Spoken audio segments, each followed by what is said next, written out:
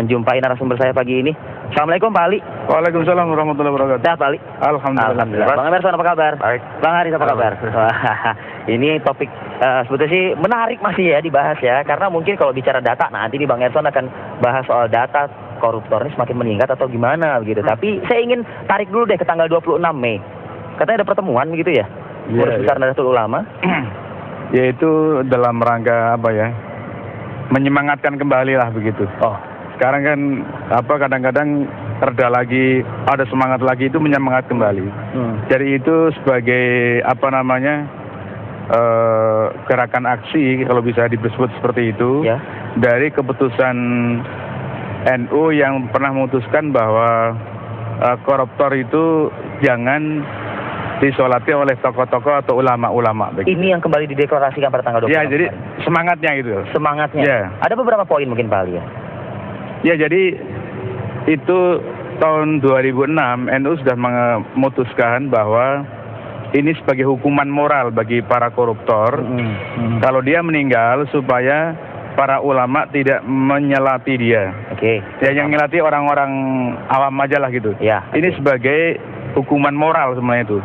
Nah, tapi sampai 4 tahun kurang lebih ya ke sini itu masih belum ada kegiatan yang signifikan lah. Maka kemudian diadakan pertemuan yang kemarin itu. Dan menghasilkan beberapa poin lagi?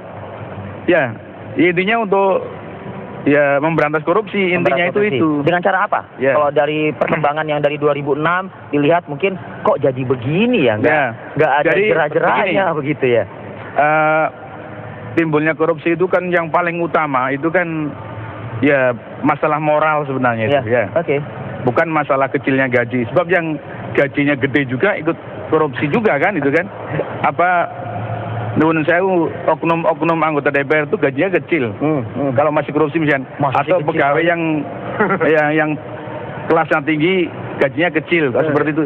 Jadi kembalinya kepada masalah moral sebenarnya itu. Nah, inilah perlu gerakan moral seperti itu. Betul. Ya. Ada bunyi-bunyi yang terdengarkan atau tersuarakan pada saat pertemuan itu, kabarnya ada hukuman potong tangan, hukuman mati seperti itu. Benar begitu Pak Ali? Itu secara hukum itu dapat dibenarkan ya. Oke. Dapat dibenarkan. Jadi begini, dalam hukum Islam itu ada 2 kategori ya. Kategori pertama namanya had ya. Hukum yang namanya had itu adalah hukuman yang ditetapkan oleh Allah dan Rasulnya, Al-Quran dan Hadis. Nah, yang kedua namanya ta'zir gitu kan. Nah, ta'zir itu hukum yang tidak ditetapkan oleh Allah dan Rasulnya tapi oleh pemerintah gitu ya. Nah, ini Islam itu mengakui adanya pemerintah tentangnya. Nah, ta'zir itu di sana ada perbedaan ulama. Apakah ta'zir boleh melebihi had misalnya? Ya. Kalau pencuri itu dihukum potong tangan ada dengan syarat-syarat tertentu. Nah, sekarang koruptor itu belum jelas hukumannya di dunia. Meskipun hukuman di akhirat itu diancam tidak masuk neraka. Tidak masuk surga. Tidak masuk surga. Oh, ya. Masuk neraka sih berarti. Tidak masuk surga, maaf ya. Jadi ada hadis yang mengatakan siapa yang mengambil harta orang lain dan dia tidak punya hak seperti itu, bukan miliknya, maka Allah mengharamkan dia masuk surga. Ya, ini berarti kan hukuman di akhirat berat sekali. Ya. Cuma di dunia tidak ada kejelasan. Kalau pencuri ada kejelasan potong. Maka pendapat yang kedua mengatakan demi kemaslahatan negara, itu bisa dihukum mati. Bisa dihukum mati. Gitu. Tentu prakteknya nanti akan dipilah-pilahkan, masa ya korupsi Rp1.000 masa hukum mati gitu kan. Ya, betul. Nah, itu. Jadi secara hukum itu dibenarkan. Oke. Gitu. Artinya NU lebih berpedoman kepada yang had tadi seperti itu.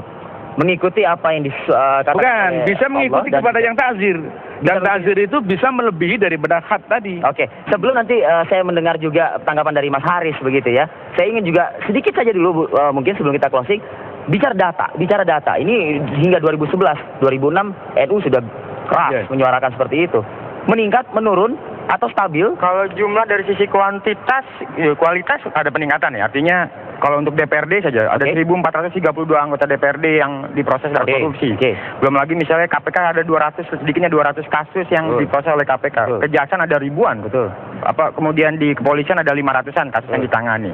Nah, memang jumlahnya sangat signifikan gitu. Cuman memang problemnya adalah apakah ini bisa diselesaikan lewat instrumen hukum atau juga ditambah dengan gerakan sosial. Termasuk juga ketuk palunya kan? Betul, ketuk palu. Tapi memang proses ini tetap akan berlanjut gitu. Sepanjang penegakan hukumnya juga masih belum berpihak terhadap upaya pemberantasan korupsi, agak sulit bicara soal mengerem laju korupsi di Indonesia gitu. Iya. Nah, oke. Artinya kalau ICW sendiri melihatnya ini apakah memang ada yang digembar-gemborkan oleh Nahdlatul Ulama, apakah memang ada efek takut atau efek ngerinya atau seperti apa? Nanti dijelaskan ya. Kita jeda dulu. Oke. Nanti juga akan mendengarkan statement dari Mas Haris juga. Apa kabar Indonesia akan kembali pemirsa.